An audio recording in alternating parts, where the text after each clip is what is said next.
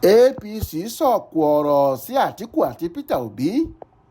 Ní báyìí ẹgbẹ́ kan tó ń ṣàtìlẹ́yìn àti ìpolongo fún ẹgbẹ́ òṣèlú APC ìyẹn the Confederation of All Progressives Congress Support Group ti sọ̀kò ọ̀rọ̀ sáwọn olóṣèlú alátakò bíi Alhaji Atiku Abubakar àti ọ̀gbẹ́ni Peter Obi táwọn méjèèjì jọ dupò ààrẹ lórílẹ̀‐èdè yìí nínú ìpolongo ìbò gbogbogbò tó wáyé lọ́jọ́ kẹẹ̀ẹ́dọ́gbọ̀n oṣù kejì ọdún 2023 tó kọjá.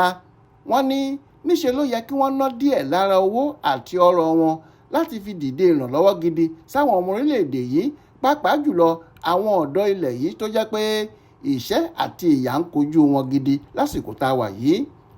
Ọ̀kan lára àwọn ọ̀gá àgbà nínú ẹgbẹ́ ọ̀hún, ọ̀jọ̀gbọ́n Muhammad Kailani, ló sọ̀rọ̀ ọ̀hún di mímọ̀ ní gbọ̀ngàn ìgbàlejò ńlá kan tí wọ́n ṣe fáwọn àjọ oníròyìn nílùú Àbújá tí ṣe olú ìlú ilẹ̀ wa lásìkò tó ń bá àwọn oníròyìn kan sọ̀rọ̀ ìyẹn lọ́jọ́ àbámẹ́ta sátidé ọjọ́ kẹwàá oṣù kejì ọdún 2024 tá a wà yìí.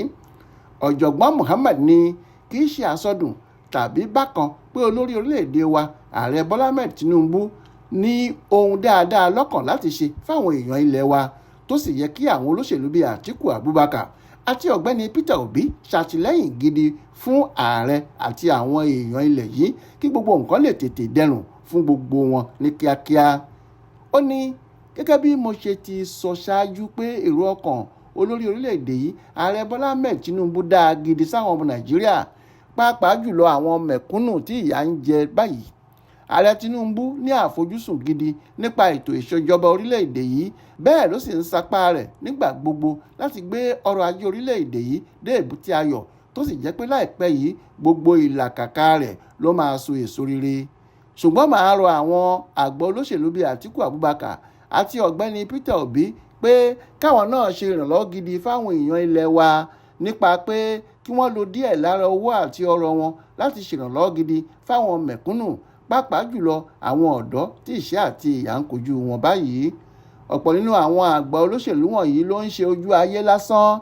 Bákan náà ló jẹ́ pé ọ̀rọ̀ ẹnu lásán ni òǹdíje dupò ààrẹ lẹ́gbẹ́ òṣèlú Labour Party ọ̀gbẹ́ni Peter Obi ń sọ pé àánú àwọn aráàlú ń ṣe òun. Owó tó pọ̀ dáadáa ló wà nínú àkáǹtì báǹkì ẹ̀ ní Fidelity tó ń fowó pamọ́ sí. Bẹ́ẹ̀ lórí fún Alhaji Atiku Abubakar náà, owó bàǹtàbàǹtà lòun náà nínú àkáǹtì báǹkì ẹ̀ báyìí. Òkè òkun lọ̀pọ̀ wọn tún kówó pamọ́ sí.